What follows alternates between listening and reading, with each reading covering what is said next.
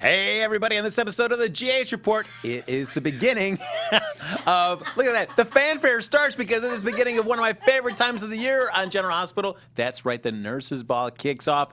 Oh boy, am I going to tear this thing apart. We're going to do it next. You're tuned in to AfterBuzz TV, the ESPN of TV talk. Now, let the buzz begin.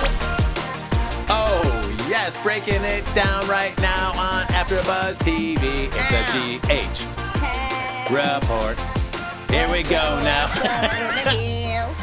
Hey, everybody, welcome to the GH Report, breaking down all the latest shenanigans here in Port Charles. I'm Frank Moran. I'm Carla Renata. As always, like us on Facebook, give us those 5 stars on iTunes, subscribe to the YouTube channel, and we've got the chat up and running. Carla's manning it right now, so hop in there, share your thoughts.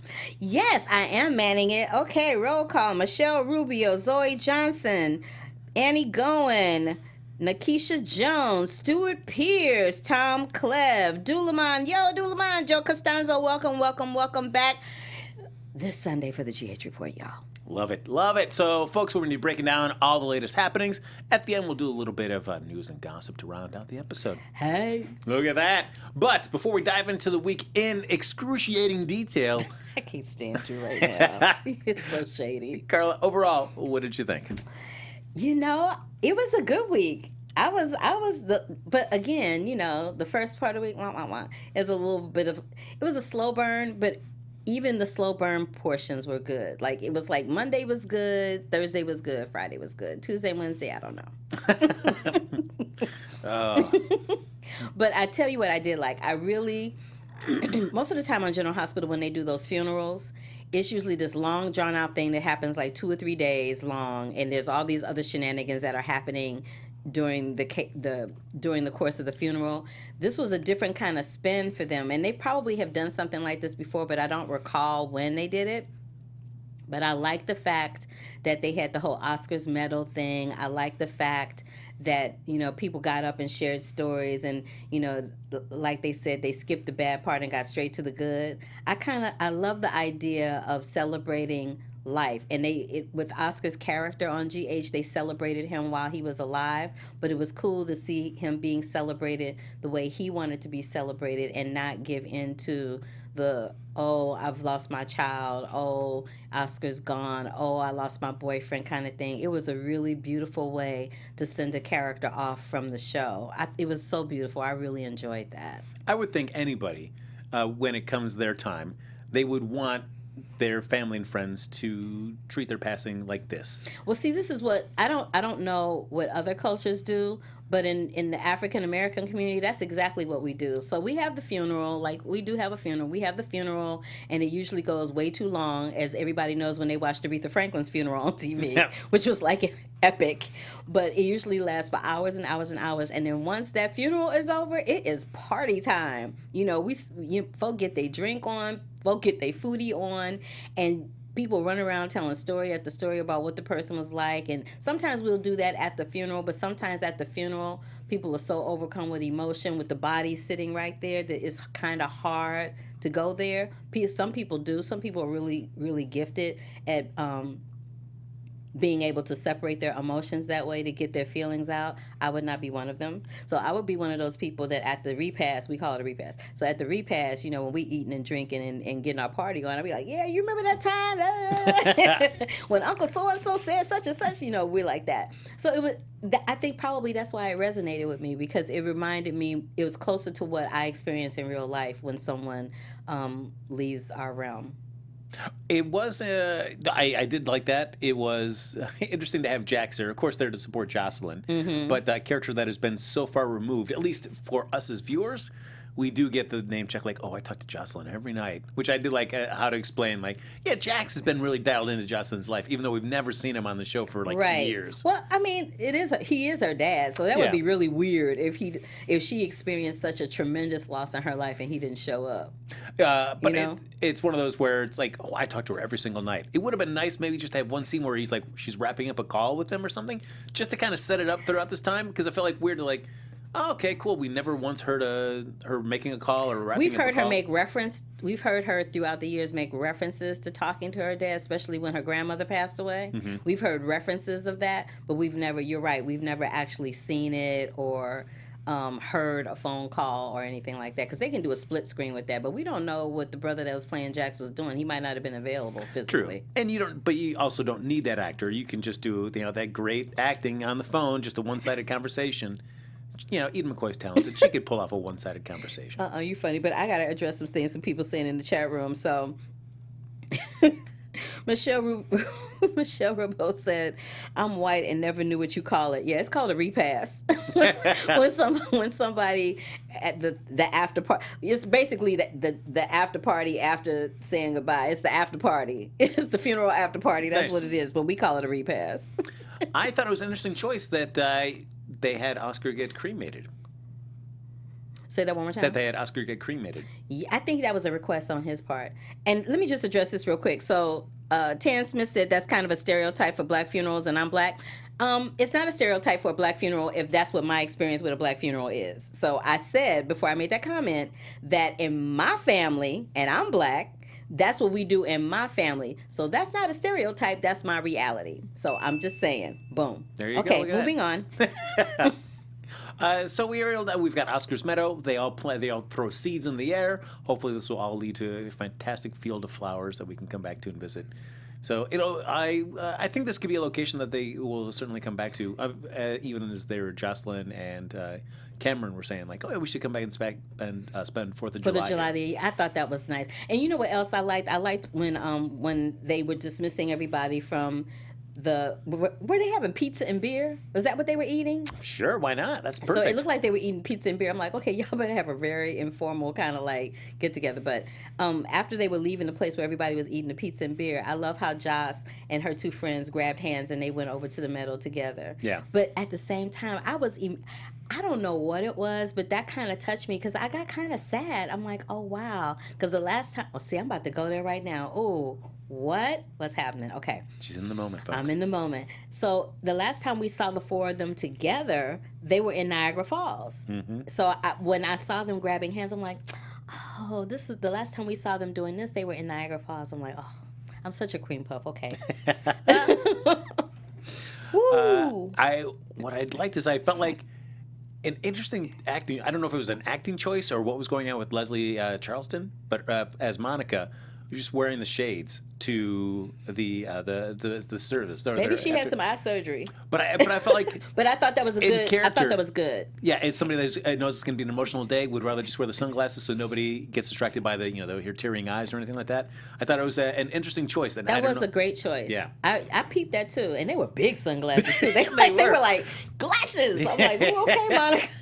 They took up half her face, but I'm not mad at Monica Quartermaine. She's got her blue blockers on, man. I'm not mad at Monica Quartermaine, and this is what else I'm not mad at. I was not mad at the fact that she wore those glasses, and then there was a lovely moment between her, I think it was her, Drew, and Jason, where she said, "Oh, but the family's slowly dying or slowly diminishing or something like that." And I had a moment because I thought she literally is like one of the last original, other than Ned when he shows up every once in a while. She's the last original Quartermaine left on the show. Yeah. You know what I mean? So it's just like, so I'm just like, Monica, girl, you can't kick the bucket just yet. You gotta hang in there a few more years. I'm not trying to have them having a funeral for Monica, not just yet. Certainly when that, hopefully at a long time in the future, that happens. Yes. But that will be knock. an interesting change for the show, because without having that mainstay Quartermaine presence in there, and it's kind of reduced down, and now it's brought back down to at least Ned or the younger generation. Mm-hmm. It'll be definitely an interesting dynamic and see how they explore the Quartermaine family like that. We do get to see one of Oscar's last wishes, though, was to have a treehouse built on the Quartermaine property. I kind of love that, though, and I love the fact that he said, so every time you see them running around the treehouse, and you'll remember that I'm there too. I'm like, they are trying to wreck my nerves today with this show right here. What are the odds, though, that we see even one scene of Drew and Jason building this treehouse? Yeah, that ain't gonna happen. I mean, they shook hands on it, guys. You know that's not gonna happen. That is not gonna happen. That is not going to happen at all. I'm saving my favorite part. It's a little bit later in the show because I'm going to have a lot to say about the nurses' ball. But we had other storylines teed up as well this week. One was the search for Ryan. So we've got Ava and Kevin trying to set up a staged photo. Like, all right, Lulu's sending a photographer over, so we should get a little candid photo of us. But Ava's killing me though, because she falling back into old Ava again. You know, she's like, so what? That whiny thing of, well, how come you can't be attracted to me? Like, what's the problem? Like, Diva, the problem is he got a wife, A. Yep.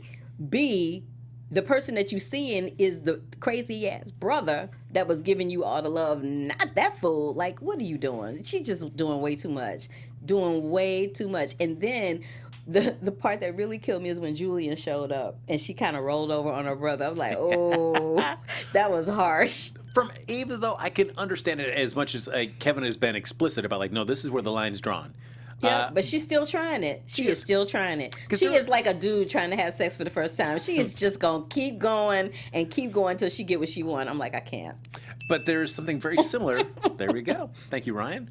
There's something similar to what Kevin has said that it was very similar to Ryan playing as Kevin when Ava first met him. Where it's like, where Ava was saying, you know what everybody thinks about me in this town. And Ryan, posing as Kevin, said to her, like, I prefer to observe first to make my own judgment. And this is something that Kevin said that was very parallel to that as well. So I can see why Ava, it's like you're talking to a man that looks like a man that you loved, saying something that's very similar. Yeah, like, I get it. Get it. But I'm going to need you to stay in your lane. Like, you hatched this plan so that you could bring out the person that you really want to take out. So what's to say, let's say she's falling for Kevin. What's to say that when Ryan finally does show his face, that she's not going to get confused about her feelings when she finally sees Ryan? Do you know what I'm saying? It's making a very complicated, interesting little story. I feel like the hook on his hand is probably going to I can't snap stand her you. out. You did not say a like, hook. You know, You did he's not. got like a hook showing up. You did like, not say a hook on his hand, which brings me to this. So let's just segue on over to Laura and Curtis in Toronto. Showing up, the mail done piled up, and they're like, yeah, we need to go back to that house. So they go back to the house. There's all the shenanigans with Laura not being able to get a signal on her phone. And this was my personal favorite. When they finally do get in the house and Curtis is like, flip, flip, flip with the switch. It's like, oh, the lights must have been turned off. Let me turn on my cell phone flashlight, and it's like full light until he reaches the corner where it's pitch black. I'm like, really, y'all? Yeah. Are we supposed to believe that he's in total darkness right now when we see him in full light? Like, I can't. Like, what's happening right now?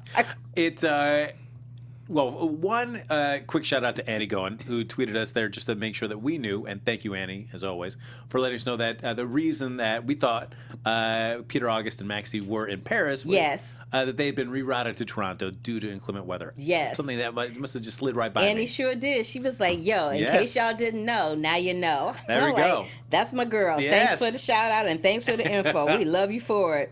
They call him Ryan Chamberlain, a.k.a. Captain Hook. I'm like, y'all are not right. He's going to be showing that hook hand. So they go there and they finally get to meet the woman. And as I said last week, I'm sure a lovely person, but it's like, yeah, we didn't know. She was no name actress. It was just like a one and done for her. But I hate you right now. She's like, oh no, I've been in Florida. I just got back. And so Curtis leaves the card for her, and then I don't know what it is. Like, I guess that she had a change of heart to tell him what the real deal was. And then she says her name. When I guess as Ryan, because we never see Ryan yet. We always see it from his point of view. Right. When he walks out and he sees a newspaper. Love that. Yeah, and he stabs it. Yes. I gotta assume like him stabbing that photo was the thing that he said, maybe I better call these guys and say, like, yeah, this weirdo's hanging out with me. Because it made no sense that she like called him with like a change of heart. Because by the time she comes back, then she's killed. This is what I think happened. I think that he probably talked her into calling them to lure them back there. And I think his plan, and I'm guesstimating and really stretching and reaching, but I'm guessing that he made her call them, and then once she did what he asked her to do, he took her out. But his plan was to get them there so he could take everybody out and leave no trace, which my plan totally goes to hell when he knocks them out and ties them to a chair. So this is the thing. I was very confused by that until Laura says, oh, I smell gas. right? And then she says, "Oh, he wants me to die by fire because that's the way he was supposed to have died in the fun house. You know, he was supposed to have died in a fun house by fire. So he wants me to die the same way so they can really mess with Kevin." I'm like, even that was a stretch. I was like, okay, y'all are reaching right there, but okay. Yeah, because I don't understand. Like, Ryan, if you got somebody, clearly they're arriving, even if you were expecting somebody from Port Charles to track you down, this has got to be faster than you were expecting. So you're kind of improvising this moment here. Why not, if you knock them both out, or you attack Laura and you knock out Curtis, just kill them both right there instead of doing this elaborate thing. Okay, that's what I'm trying to understand. I'm like, so this is somebody who who up until this moment in time, whenever somebody was getting in his way, he would just take them out. Yeah. If they were posing any kind of problem, any type of threat whatsoever, he would just take them out. So I'm grappling with trying to understand why he left Laura and Curtis alive. Like, so he could burn them up? Like, nah, I don't think so. What I loved about that, though, is two very different approaches to that scene. I felt like Jeannie Francis and Donnell Turner didn't really like, how do we both feel about this scene? They just went like, I've got my way, because Jeannie Francis really sounded like our life's about to end at any second. And Curtis was just chill, like, yeah, we're gonna get out of here. It's all right. But wait. How about that cliffhanger that they left us on when she backed up into the corner screaming? I thought he had killed her. And then we came back the next day and she was tied to a chair. I'm like, so really? She did all that screaming to be tied to a chair? Like, Laura. Okay, first of all, I'm just going to throw it back to the Luke and Laura days. When Luke and Laura was together, there was no way in hell Laura was going to get tied to a chair. That's first and foremost. And second of all, like, she couldn't figure out how to get a knot out after all them shenanigans that she had with Luke over the years. And Lucky, come on. She did eventually untie Curtis. Yeah, after they smelled gas. It was just like, it was only after they smelled the gas that they were like, ooh, do I smell gas? Ooh, we better get up out of here. I'm like, you know what? Y'all are stretching and reaching for me right now in this moment. Well, Carla, I feel like we can't judge them because we don't know how we'd react if we saw somebody with a hook hand coming at us. Why you keep calling him Captain? Somebody he like might that. not have no hand. He might have one of them those little horror house hands. Oh. That's like, like all like some gauze over it, like right. just like coming at you with my stub. like stub hand. Gross. That's not nice. I shouldn't do that, but hey. And so it ends where they're able to successfully get the knots free and escape out of the room just in time for like one of the lamest explosions that I've seen in a while. Like, if the gas is going throughout the house, you're expecting that house is going to go up, and you want to see that action movie big huge explosion. And it was just like some guy with like a little banger and then like some throwing out like some like little trash out with him. But it was so weak. But once again, it took me back to the Luke and Laura days because Luke and Laura were always escaping some kind of explosion, either on a boat or in a mine or in a mountain. Like, they were always right on the verge of getting blown up when they would be jumping off. So because you never really saw Curtis move when that explosion happened, you didn't see Curtis in frame at all. All you saw was Laura going, and falling out. I was like, y'all are killing me. Because the dude playing Curtis was like, yeah, I don't do stunts. The one thing I will say about this is that what I like is whenever they do some kind of unexpected character pairings. And I have enjoyed seeing Laura and Curtis. Yeah, I like them together. They're pretty cool together. I like when they do their little private eye thing. Maybe they'll open a private eye business like Spinelli and Sam. Yeah, maybe. Or she can't do that. She's a mayor, so she can't be doing that. I forgot. Can't be a PI. Come on. What a cool... That's a conflict of interest, don't you think? But nobody suspects the mayor's a PI, so that's a perfect cover. You reaching and stretching now. Yeah, but I do like it because one thing, it's like I think they've done a good job of like getting Curtis involved with more people than because for a while it was just Hayden for the longest time, and then they've started spreading him there. So he knows Finn now. He's got a nice connection with Laura. It's just been nice for him to kind of broaden the amount of people that he can hang out with. Exactly. And this is the other thing. So, and keeping in line with Curtis, so I'm kind of upset that they might be taking my girl Jordan out because she can't find no kidney. Like, what's gonna happen with Jordan? Because Ryan's gonna come back. They're gonna kill him. He's a genetic match as Kevin, and they're gonna take his kidney. Oh, that's gonna suck. That's. We talked about that last week. That's come gonna on. Suck. You're gonna get that murder kidney in you, man. It's gonna be good. That's nasty. And then we're gonna have the storyline where she's kind of taken over by murderous impulses. I can't wait. That's Days of Our Lives territory. I can't wait. So Marlon Wallace says this is the problem when you introduce a serial killer storyline on a show that isn't willing to kill major characters. And then Kelly Publicover said, I'd say Heather is helping Ryan. Ooh, now that's a name I haven't heard in a minute. I don't see the. I don't know. That seems too much of a stretch. I don't see why she would. It's a stretch, but it's a good stretch. I'm like, oh, I kind of like that stretch. And then Dulaman's like, they're like, exactly. So they all agree with Marlon. But Ryan has fled, and it looks like, after stabbing that photo in the Port Charles newspaper. He's gone and on his way just in time for the nurses' ball. The nurses' ball! I feel like I gotta dive into this now because I want to make sure we have plenty of time to really tear into this thing.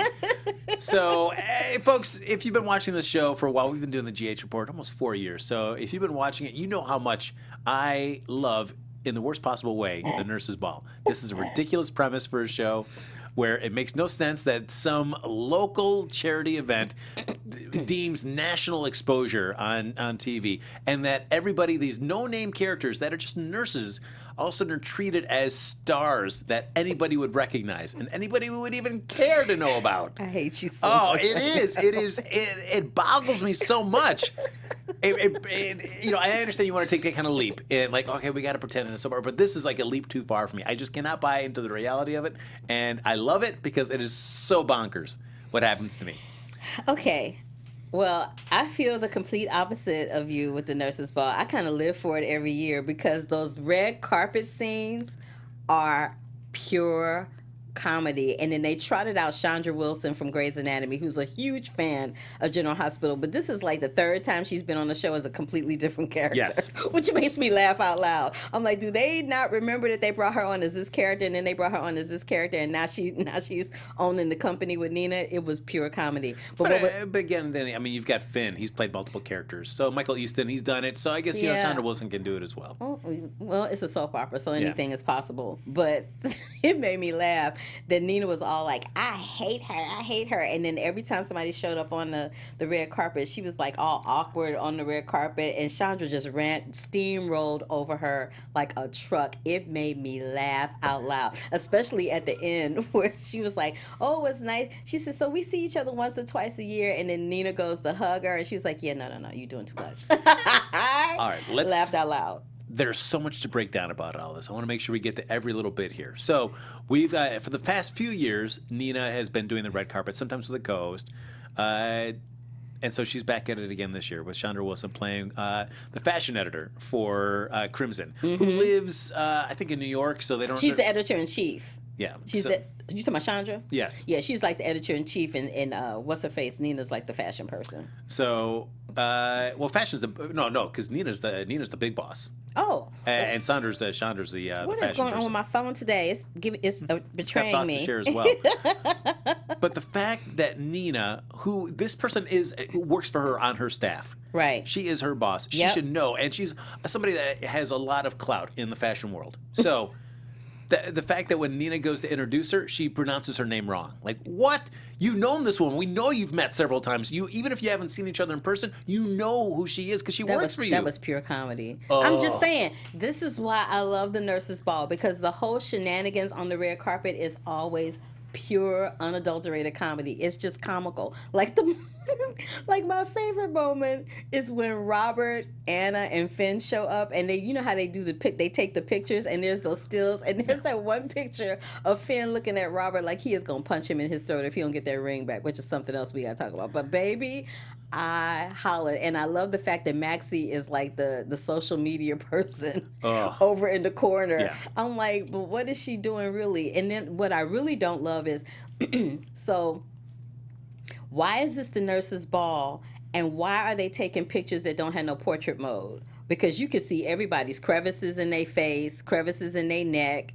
Like, it was like, ooh, that's not a flattering picture of you, right? Like, I felt bad because I was like, because that picture is gonna live in perpetuity. I'm like, oh man, that kind of sucked.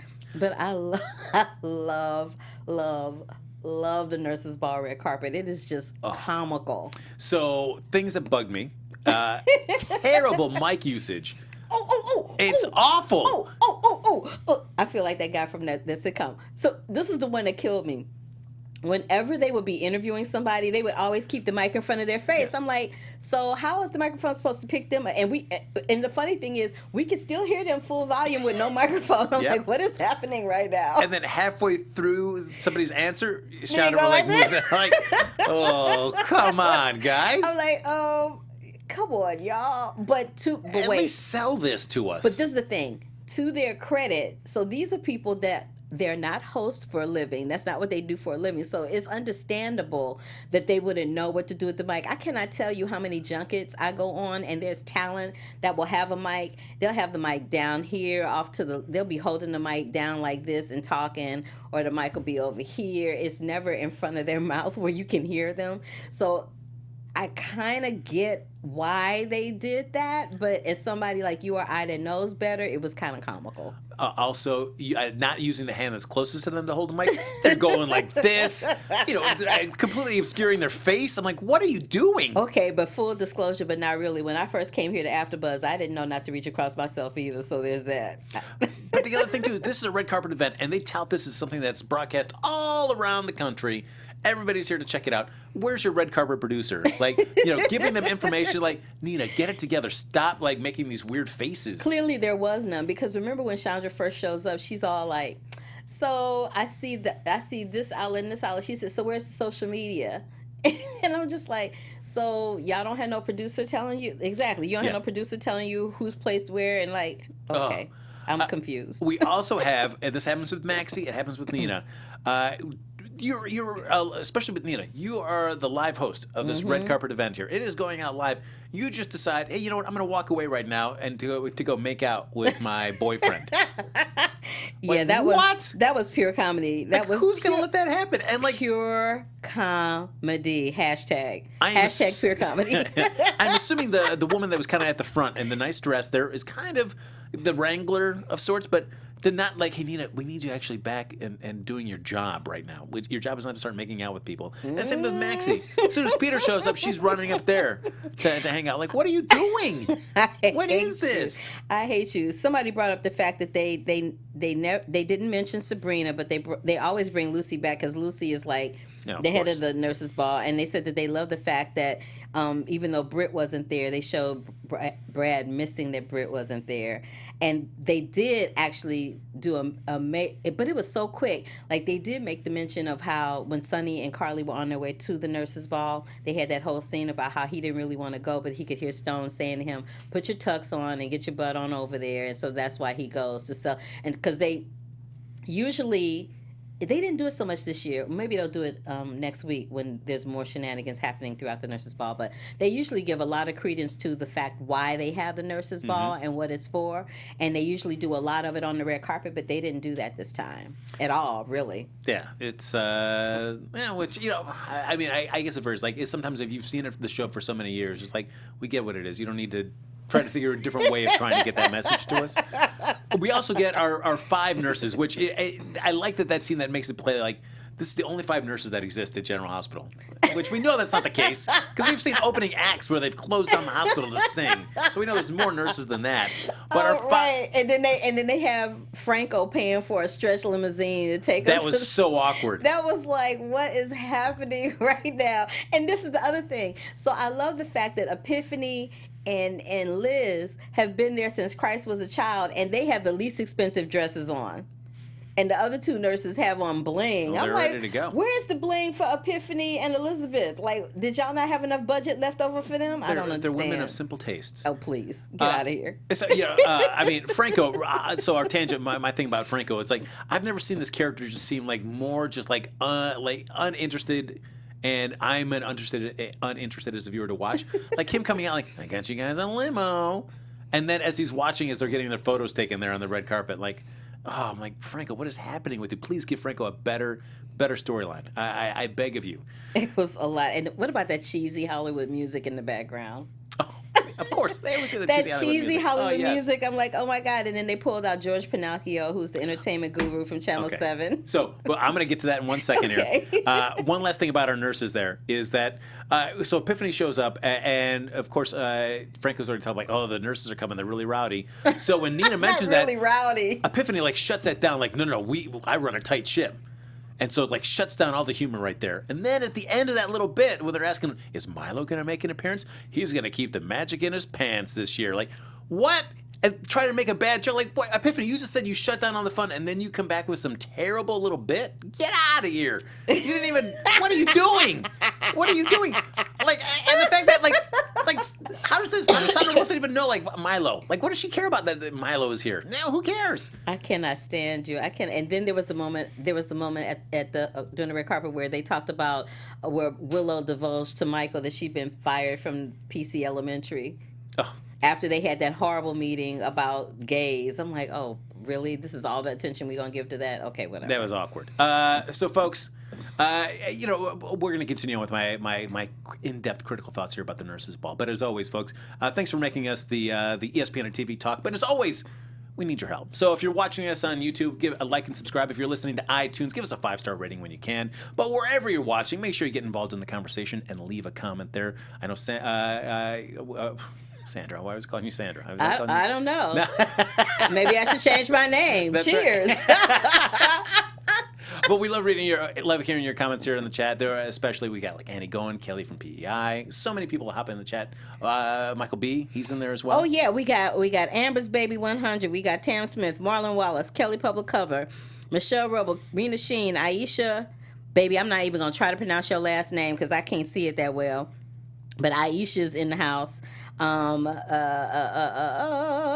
else is there? I said Daisy. Oh, Daisy Flowers here. Hey, Daisy. Look at that. I said Tam. I said Marlon. I said Dulaman, and everybody else that I mentioned before that, Stuart Pierce and all those people. So I mentioned them before that. But they can't. They up in here read me. So Kelly, I said to Sonny mentioned that the Nurses Ball was for AIDS. I said that he said that. I just said that normally is a little more conversation other than Sonny saying that, That's all I'm saying. Look at this. Look how heated Carla gets. I love it. I'm not heated. I just, look, I appreciate y'all when y'all call a sister out because, I'm not right about everything and some things I forget and some facts I get a little misconstrued. So, thank you. But, if I know I'm definitively right, I'm going to speak up and say something about it. So there's that. See, look at this, folks. That's why we can't do this show without you. That's why we want your feedback here. So continue to enjoy our shows there, folks. Because we're going to keep making them if you keep watching them. Hey, all right, George Pinocchio, real quick. Okay. The fact that he's talking to Jax, you bring in George Pinocchio, we all know he comes from L.A. Right. And he's talking about, are we going to be seeing you stick around here longer? Like, you're in here, you're outside. In New York, Yeah, who from L.A. is saying, like, you know what, George, you got to go to Port Charles and cover this super hot Nurses Ball. Nobody's giving George that assignment. I hate you so much. Nobody is. That's ridiculous. What a ridiculous waste of his time. I hate you so much right now. And the fact that he's outside the hotel. He's outside. But wait, how about they possibly had established George Pinocchio as a New York reporter for ABC and not an LA reporter for ABC? And maybe we're like that because we see him every day here in LA on ABC? I don't know. I'm stretching. He looked like a guy from TMZ that kind of was like crashing the event. He's hanging outside the venue trying to get some hot dish. Oh. I can't stand you. Well, wait. What about the moment where Nina and Jax met? It was like, love is a mini splendid thing moment. I'm like, oh, it's making my face hurt. I'm laughing so hard. What happened with it? It's like they took Nina and bumped her up to 200. It was that immediate infatuation with Jax. It was so weird. It was the oddest thing ever. And I'm like, and now we know Michelle's not going to be there. So I'm wondering how that's all going to play out. And then, not for nothing, but Jax is just flirting with everybody. Yeah. He looking at Carly kind of crazy. I'm like, so what's going to happen? And then somebody asked him, so how long are you going to be here, Jax? He said, indefinitely. I'm like, so what shenanigans do you have planned, Jasper Jax? I just need to know. And it is one thing for Nina to go up to and make out with Valentine right there on the red carpet to not 10 minutes later all of a sudden be overclamped about Jax showing up. Like, right after she was all sucking face with Valentine. I'm like, girl, I'm gonna need you to get your life. She is doing way too much. But before we run out of time, I want to talk about the whole fake ring situation. Okay. and the situation with the proposal and all that. It is mind-boggling to me that nobody has figured out that Mike has stolen this ring. Like, why is Sonny looking at the ring going, I don't know where he got that ring from? Well, I feel like Sonny knows it's, he knows it's not Mike's, but he has no idea.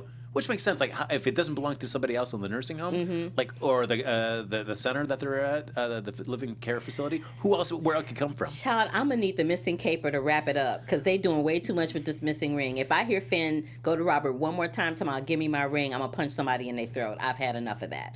And did it seem weird to you that Anna is? Because I feel like Anna, for some reason, always picks up the wrong thing.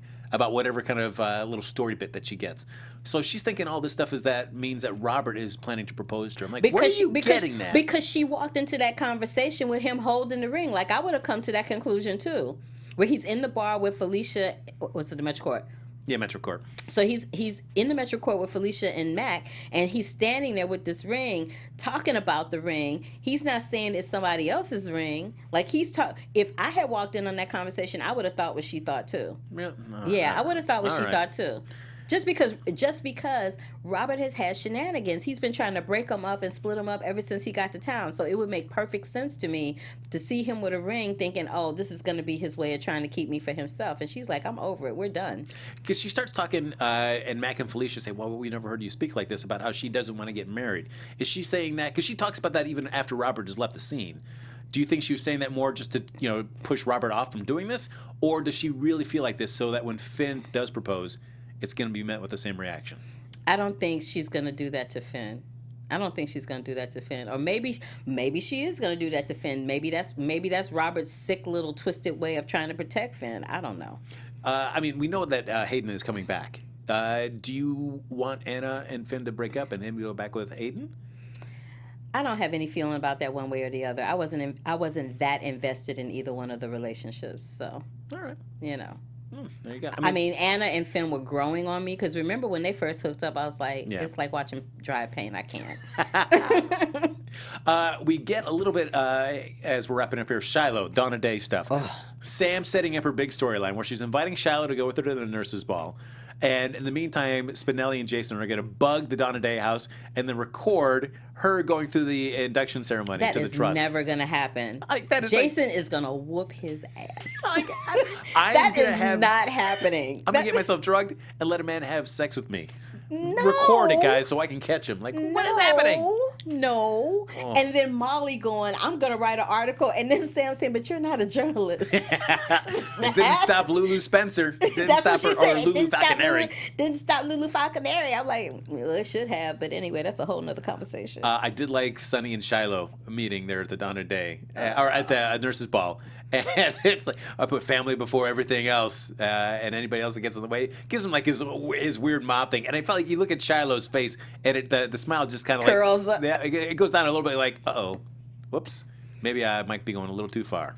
He is just shenanigans, and then I love how Sonny reads him by looking down, like he's not giving him direct eye contact, but just letting him have it all at the same time. I love the nurse's ball. It is shenanigans at the nurse's ball. I love it. So, folks, as we're getting ready to wrap up, we'll do a little bit of news and gossip. Yay! Yeah, why not? What do we have here? AfterBuzz TV News. So we've got, speaking of Shiloh, Kobe Ryan McLaughlin, who plays our fan favorite Shiloh. Mm-hmm. Or is he fan favorite? Who knows? But he's been teasing that there could be a possible redemption bit for Shiloh. Ooh, do you see this as a character that could be redeemed? Would you be interested in seeing this character be redeemed? No, I like him much. I like him much better as his dastardly self. Because I feel like there are some characters that you do like, and even if they come on as a bad guy, you want them to stick around and explore what happens after the initial story arc that brings them on happens. And then there are characters that come on and you're like, no, I just want to see the story, and then you can leave, and I'm good with that. I'm kind of feeling like that. Like, I'm kind of feeling like every time I look at him, I'm going to be thinking about the whole Dawn of Day shenanigans. And yeah, he's a fabulous actor, but yeah, no. Yeah, it's just like, do you want like a cult leader, then a former cult leader just hanging around? I don't know here. But it looks like over the next 2 weeks, sometime, Lucas is going to find out what the deal is about Brad and the secret that he's been keeping. Well, he needs to, because that's been going on a little longer than I would have liked to. You know? Like, let's hit that already. Like, yeah, I'll be curious to see who spills it first. Is it Brad? Is it we've got, what's her name? Nell coming back. Does she spoil the beans? Is it Obrecht? Does she kind of spill it? I think it's going to be Nell. I would love for it to be Nell, just because it's Nell. Yeah. You know what I mean? Like, Obrecht spilling the beans, who cares? Because we've already known she's been walking around with shenanigans for months. But if Nell comes back, folk are not going to see that coming. Yeah. Well, I will say, as much as the Dawn of Day storyline, it drives me crazy. The one thing I at least like it does for Brad's character is it calms him, so you don't see him being such a spastic when anytime somebody comes in that could possibly blow the secret, where he's like, huh, what's happening? I don't understand. It's been nice not to have that version of Brad around for a little bit. Oh my God, because that was wearing me out. I couldn't take it. Yeah. Folks, my gosh, time flies when we're breaking down the nurse's ball, and I've only scratched the surface. I know, right? I mean, and next week it's going to be just deeply immersed in the nurse's ball. I'm going to have so much to say. Holy cow. Folks, that's going to do it for this episode of the GH Report. It's going to be a long 7 days before we can join together again. Hercules, I can't wait for the nurse's ball. It's my favorite. It's going to drive me crazy. But folks, thanks for joining us here on the GH Report. As always, like us on Facebook, give us 5 stars on iTunes, subscribe to the YouTube channel, and thank you everybody for hopping in the chat. If you want to stay in touch with either Carla or myself after the show's over, Carla, where can they find you? You can find me across all social media platforms at The Curvy Critic. You can also find me right before the GH Report over at Black Hollywood Live with The Curvy Critic. On The Curvy Critic with Carla Renata. I got some really good interviews. I got Olivia Wilde. I got Ron Howard coming up for Pavarotti. Y'all really don't want to miss it. But yeah, you can find me across all social media platforms at The Curvy Critic. What about the interview you did with me? Is that going to be on there? Yeah, anyway. Okay, there you go. Folks, follow me on the Twittergrams there at HappyGoJackie. Folks, we'll see you back here next Sunday. Even though it's Memorial Day weekend, I mean, it's the nurse's ball. We got to come back and talk about all this stuff. Yeah, we got to. So we'll be back here next Sunday right here on AfterBuzz TV. Deuces. Our founder, Kevin Undergaro, and me, Maria Menounos, would like to thank you for tuning in to AfterBuzz TV. Remember, we're not just the first, we're the biggest in the world, and we're the only destination for all your favorite TV shows. Whatever you crave, we've got it. So go to AfterBuzzTV.com and check out our lineup. Buzz you later. The views expressed herein are those of the hosts only and do not necessarily reflect the views of AfterBuzz TV or its owners or principals.